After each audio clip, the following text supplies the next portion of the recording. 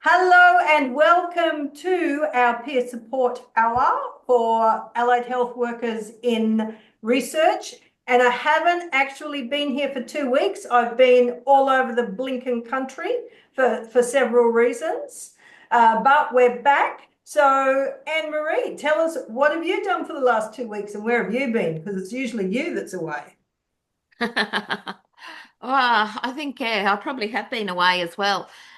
No, but I've been busily writing for trying to get a journal article together that my supervisory team think that would be a good idea if I wrote. And I got really confused in it because I was trying to put too much into it. But anyway, they've decided that maybe I should just write two journal articles instead of one. But so we've got the focus then of what I'm doing. But I've had real, I know, quite fun with writing it about doing critiques of policies and that around early childhood stuff because their thing of I know changing the world is more childcare places rather than addressing poverty or racism or those sorts of things. So, yeah, it's been an interesting an interesting process, but yeah, lots of work. That is interesting because they're educators, aren't they? So their natural bent is towards education, whereas Yeah, social workers deal with systemic issues. So yeah, that's naturally your bent. Yeah, yeah, that's yeah. really interesting. Yeah, so what they want it supposed to end up being is like an argument for why we need to do the strengths-based study of Normanton because there is so much deficit data there. Um, that informs what they fund, but it hasn't made a difference to what's happening here. So yeah, so doing an argument for strengths based and social work. Um, the other thing I've been with these social work election things, I've been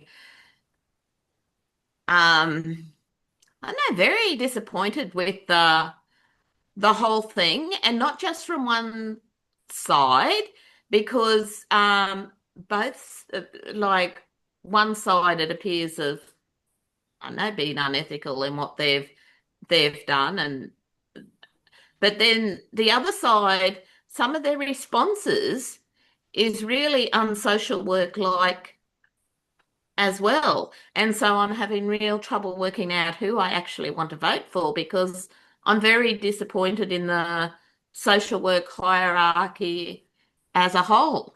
Mm. So that's that tension that often occurs that we have to work with. And it's interesting that you're stuck in the tension of the journal article. And Mm. at the same time, this tension has arisen with the social work elections. That's very interesting to me. For me, it was an easy choice. I want change. Yeah, and I think that's what I think, that's what I'll end up going for too. But I am really disappointed in some of the Carry on. uh, comments and dialogue from them as well. And it's not actually the people who are standing, it's the people who are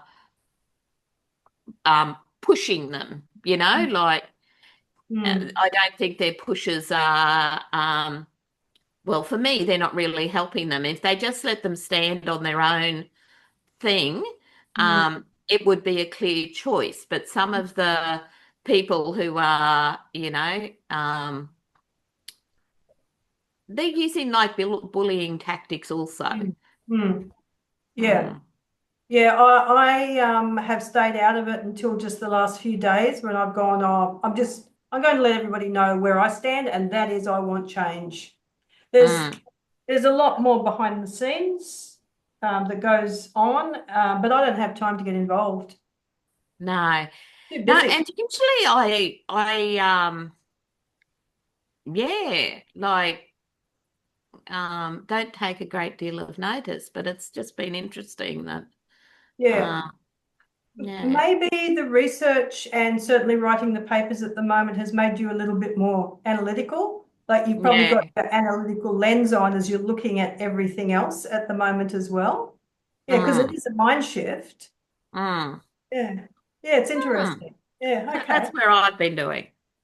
Have you been away?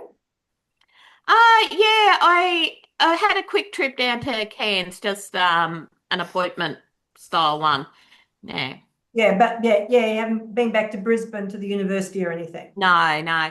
But I'm off for Conquer next week and then Savannah in the round and then bird listening. So yes, Oh my big goodness plans. me. Yeah, you're having a life. I'm having a life. And yeah, there's so much I want to get done because my ethics stuff as well, trying to have that all in order so that it's all done before I go away. So it's all a bit Thoughts. Yeah. pushed at the moment.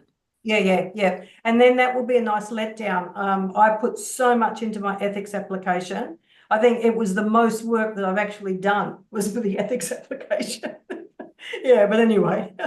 Okay, so Laura in San Francisco, Yes, what's that's happening? right. San Francisco, it's a suburb of Darwin. So, so yes, yeah, I have been resting. Not much has been happening, except yeah, I think I told you about my dog. Mm.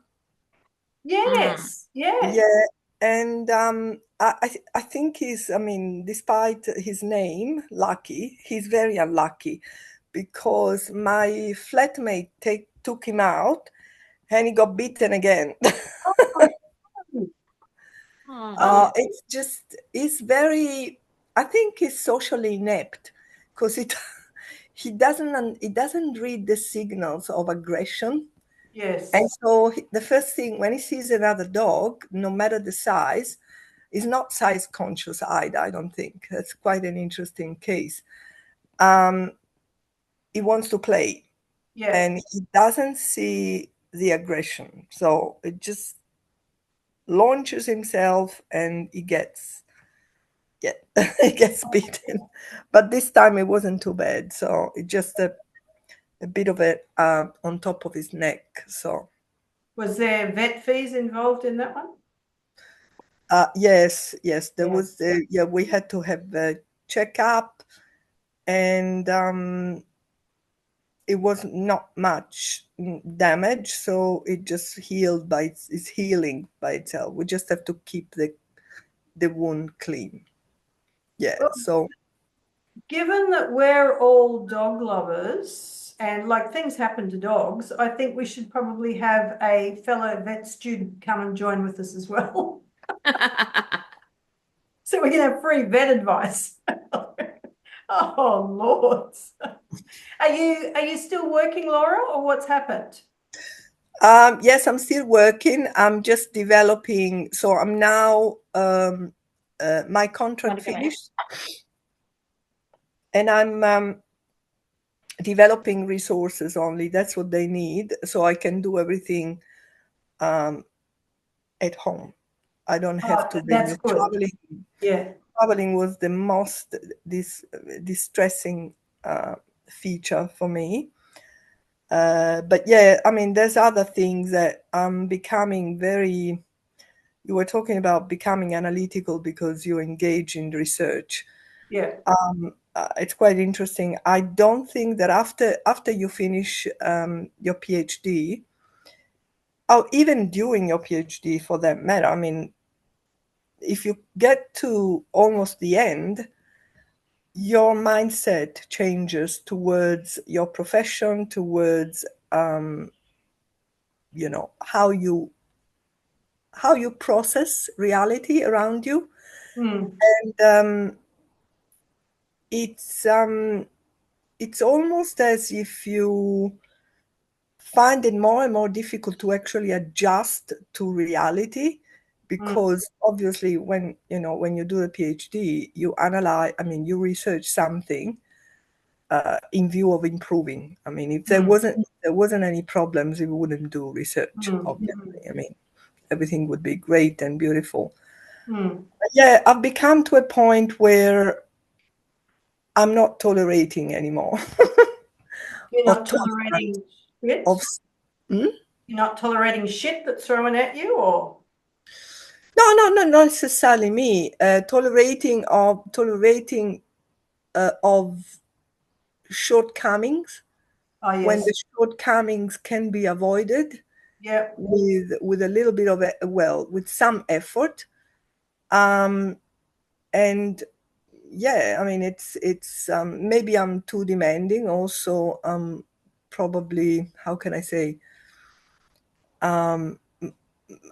maybe I've got idealistic standards, but I don't think so. I mean, yeah, and listening to you guys, I think you're on the same. I mean, I cannot get, because this is recorded, so I cannot get into the details. But maybe, if one day when we don't record, I found out very interesting things. Yeah. Okay. We shall have another conversation. We usually at the beginning, before I hit the record button, we do a very brief catch up as well.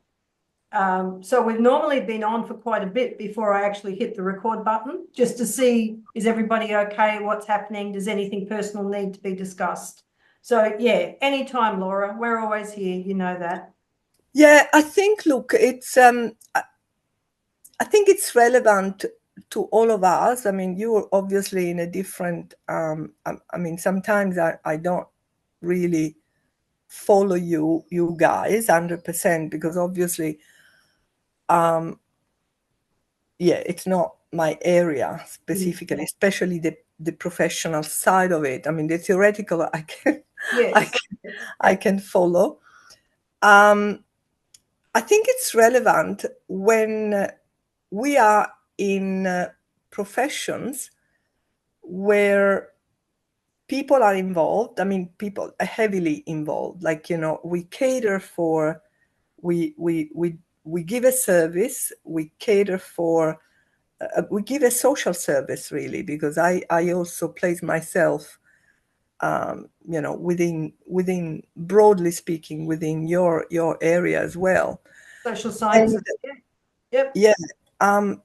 And it's advocacy, as I always say, even when it becomes, and I am against this becoming a mechanic and mechanicistic way of catering.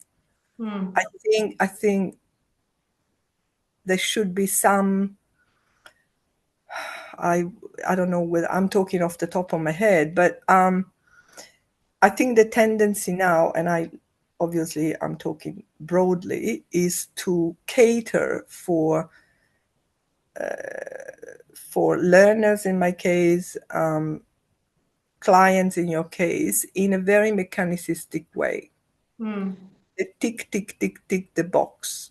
And I'm talking from an institutional point of view. That's of course, personally, it may be different for everyone, but yeah. And yeah, I think I think it's a form of, how can I say, it's a form of defense against the politics. I don't know if I'm making sense, but to also, to align to this way of doing, because there's so much politics and protocols, and yeah, and sometimes they don't really help, I don't think.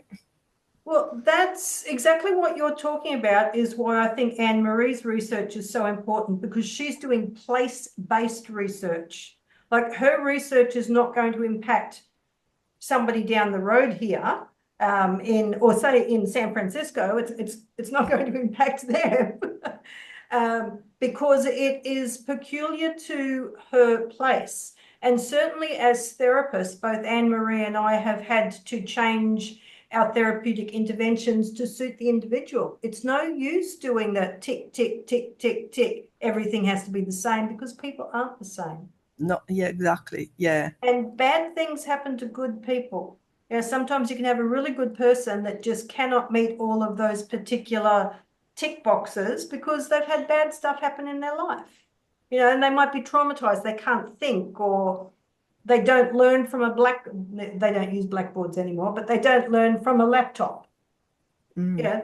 Or they can't be under fluorescent lights because they're autistic, or yeah, so many different things. Yeah. Anne-Marie, you look like you wanted to say something. Yeah, I hope our social work profession never gets to that sort of stage, because it really is dependent on everybody's stories, and I think that is recognised from the top, and that's probably a really positive part of it. But yeah, with my research, being place-based, it isn't relevant to elsewhere. But what the plan is, that the methodology will be that, even though the findings and that are place-based, the way of getting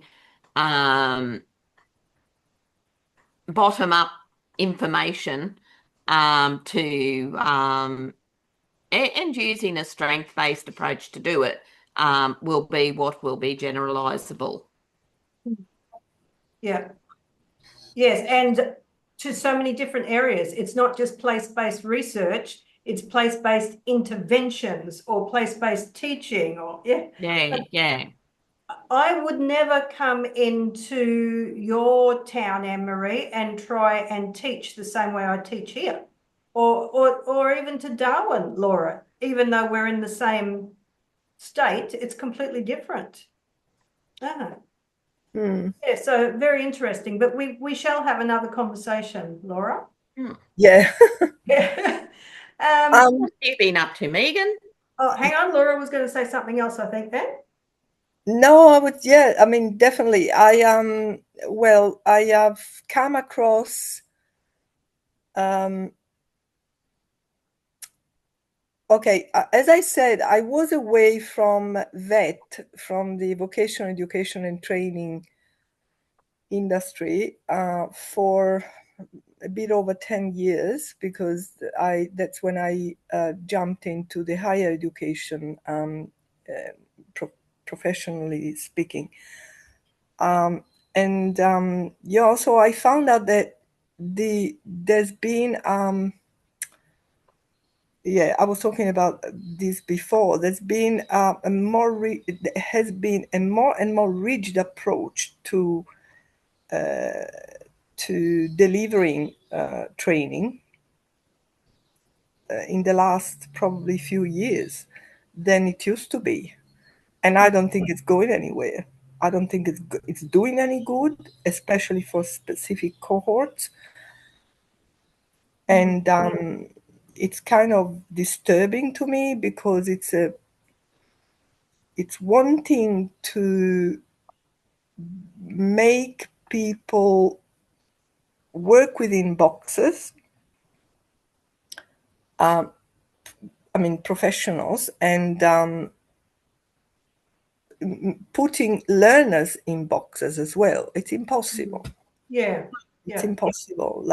And it's a form of control which doesn't really achieve anything. It doesn't Yeah. achieve. I don't know if you're familiar with the VET type of competency-based assessment and delivery and training. You Yeah. might be for Yeah. very. It's Yeah. ridiculous. I think, Anne-Marie, you have a TAE, don't you? Do you have the TAE? No, I haven't, because I decided I didn't like their training and the way they did it.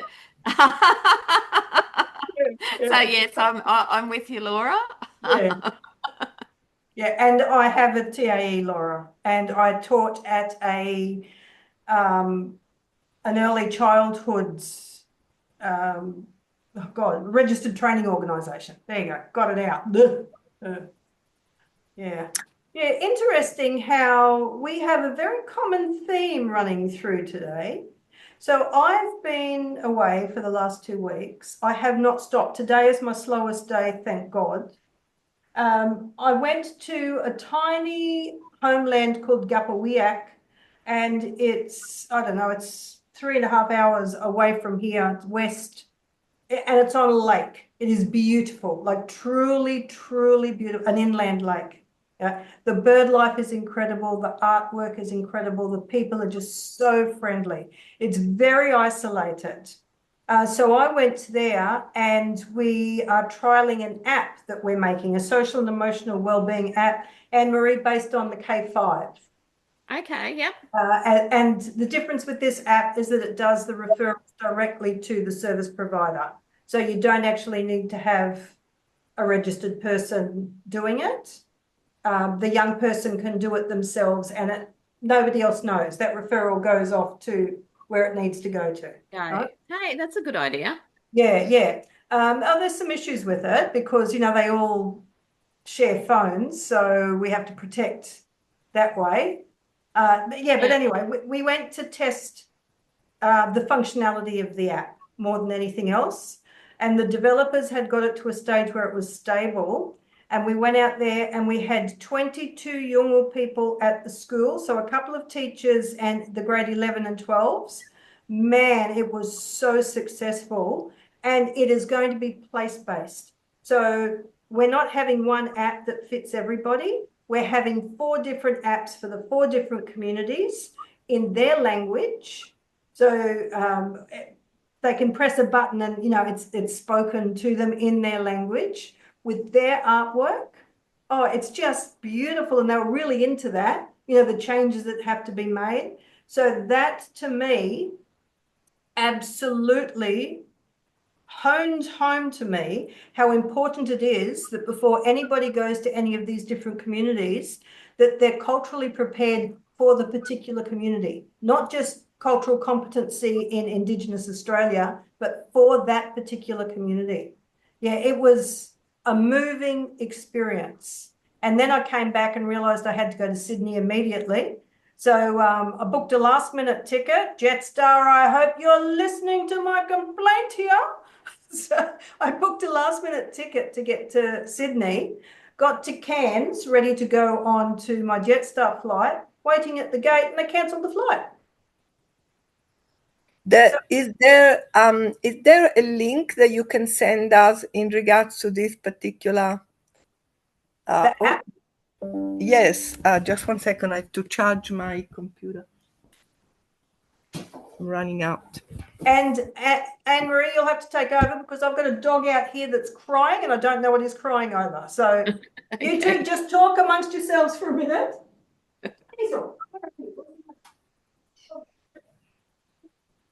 Yes.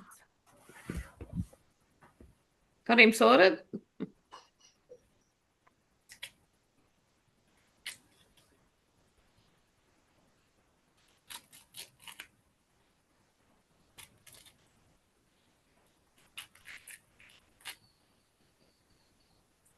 No idea what the problem was then, but he was crying. Yeah. Ah. And now that I know he has heart disease, I'm very. Yeah, it makes you on edge, doesn't it? If you know there's. Oh, yeah, very much problem. So. Yeah. And I worry about him. Yeah. And my really good piece of news is that one of the women that works with Paul, she's actually the cultural trainer. She wrote this brilliant paper on the mortuary practices. I might have mentioned it before, Anne-Marie. Okay. Yeah. On the mortuary practices of Yolngu culture. And we knew it had been accepted to the Australian and New Zealand Social Workers in Education Conference in Sydney, but it hadn't yet been passed by the board. So today it was passed by the board. We're going to Sydney in November to present it. Oh, wonderful. Yeah. So I'm the social, I've got my hand up. I'm the social worker. So I will do the reflective piece. And then Eleni she'll present the paper that she wrote. I read her paper and I had goosebumps. It was just, wow, this is absolutely unbelievable. And we think we will open with a 1 minute video of Witiana, who was the co-founder of Yothu Yindi, because he's the lawman here. So like he can do the clapping to say that, this is law, and introduce the mortuary practices, and then Eleni can take over. One of the things that so I've done, like I know I've known for a long time, just from being here and talking to people, lots of stuff about Normanton's history and that sort of stuff. And there's some stuff that, like it isn't mine to tell, it's stuff that's being shared. But anyway, so I've been looking for stuff in articles and that sort of thing. And I went out to Delta the other week. I was invited to go out with the elders who were going out there, and had some good discussions out there as well. But so trying to find actually written stuff, so I wasn't sharing anything that, wasn't mine to share.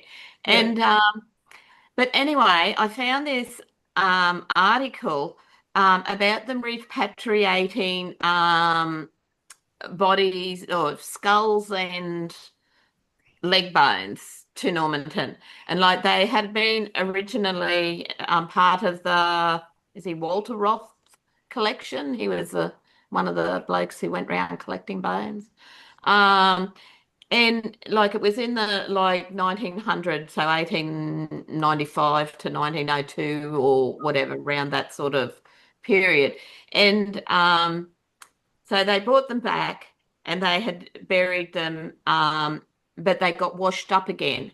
And so they got scientists to come back and dig them up carefully and for reburial. But they asked for them to be tested as well before they got reburied, to see what their ancestors could tell them. And so it gave information about they were all aged between, I think, 7 and 15. Many of them had congenital syphilis. The teeth showed the diet, a really poor diet, which, reflected them being in camps and that, rather than having traditional foods. They had one person obviously had traditional foods, so they obviously were not in the camps.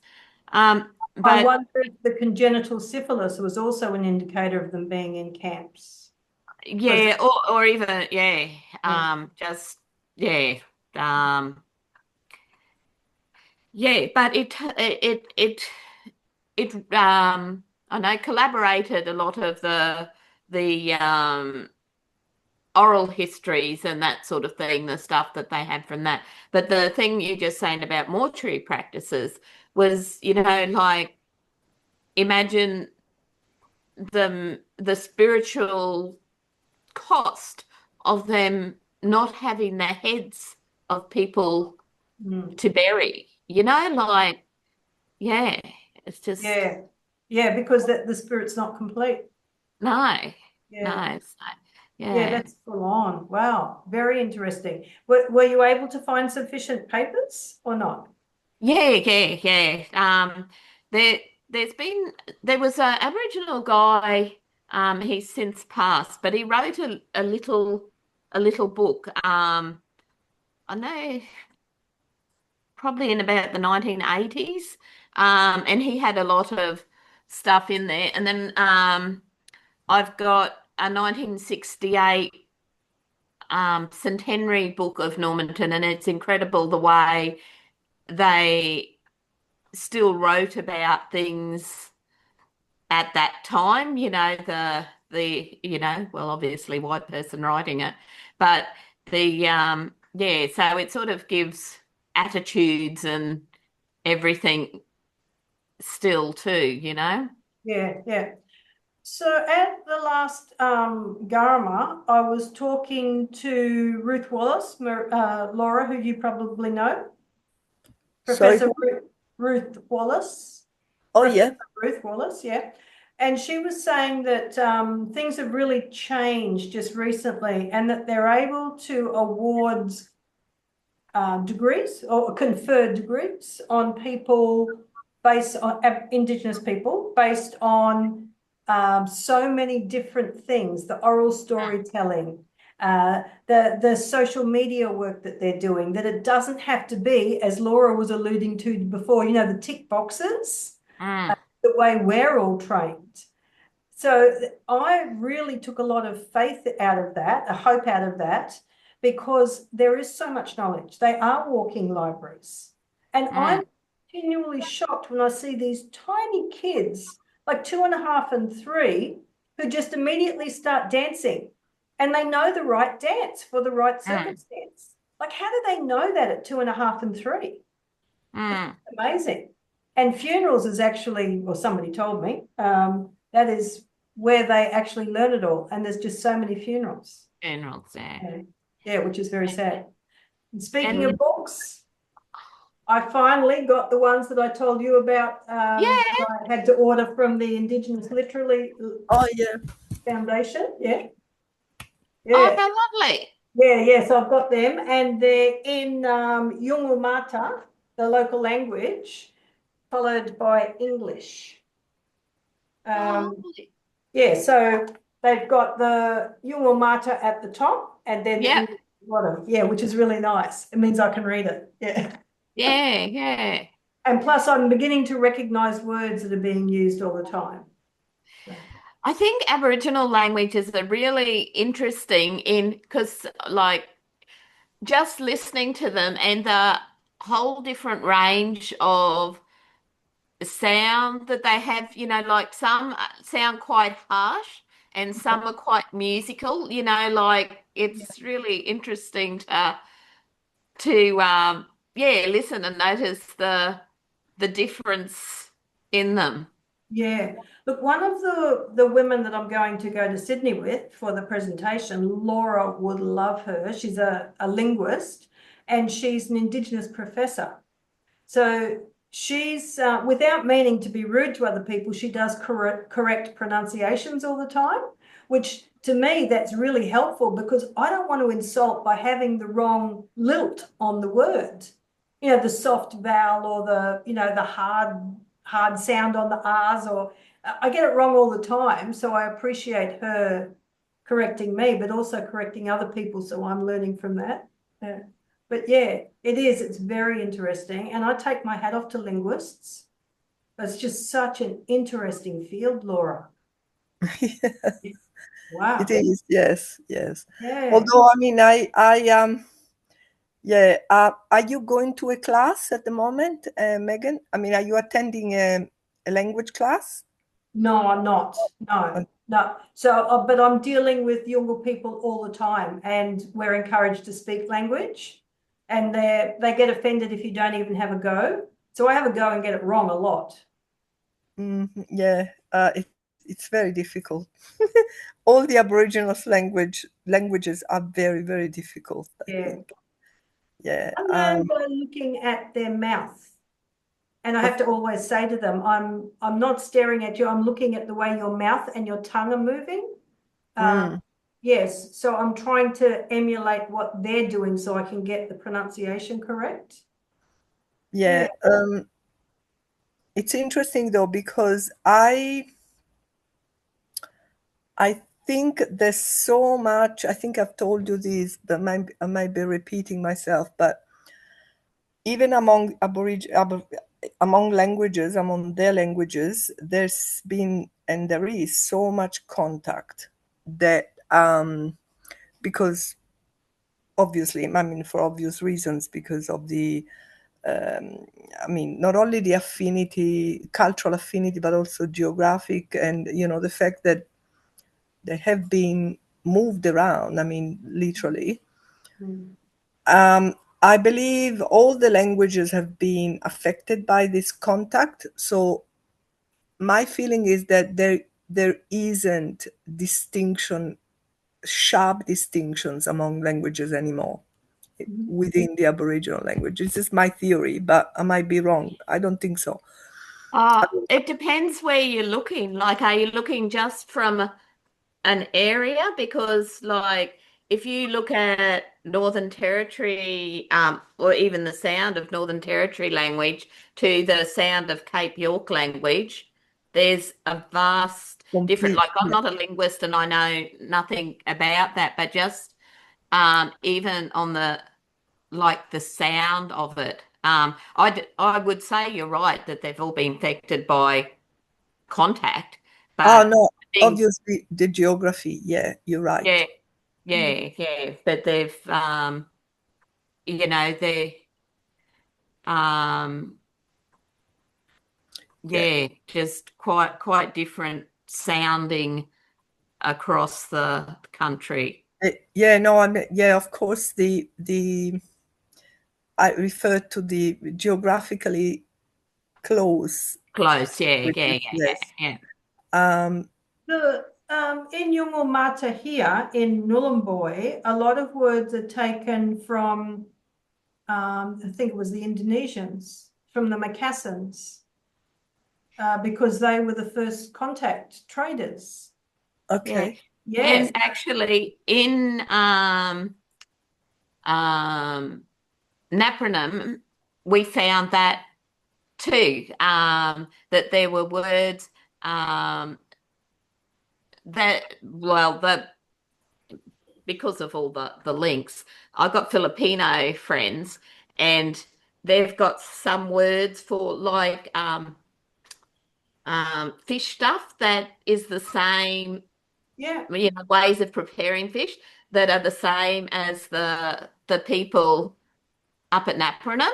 Yeah. And yeah, it was really Well, Napranum, of course, is interesting. on a big port. Yeah, What's that that? at Napranum, where Yeah. I live, it's on the ocean and Yeah. that big port there. So if there Mm, were traders from any of those Asian countries, yeah, there could have mm. been sort of some sort of interactions. Yeah, yeah. No, so yes, interesting. But Yeah. I'm finding something similar, interdisciplinary. So I'm working in my job, I'm working with many of the southern universities and narrative therapy. That university might have a particular view of what narrative is, which is completely different to my view of what narrative is from a therapeutic sense. So I'm finding that very interesting. Mm, And there's other theories as well, that some people think that they know just by the sound of the word what it is, mm. but it's narrative therapy is not what they're saying that it is. Yeah, so in my research, I'm even looking at like thriving and what thriving means to different people or different that Okay. because it's the word that's used in the government thing that they want all children to thrive in their early years Yeah. and just what does that mean? And when you look into even research. Alexander, I'm just on a call with Anne Marie and Laura. Hello. Oh, Anne Marie's saying hello. I'll call you back very shortly.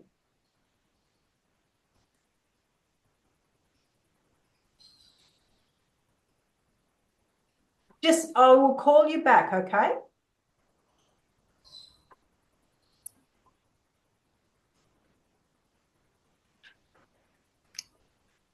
That's another reason my last 2 weeks has been hell.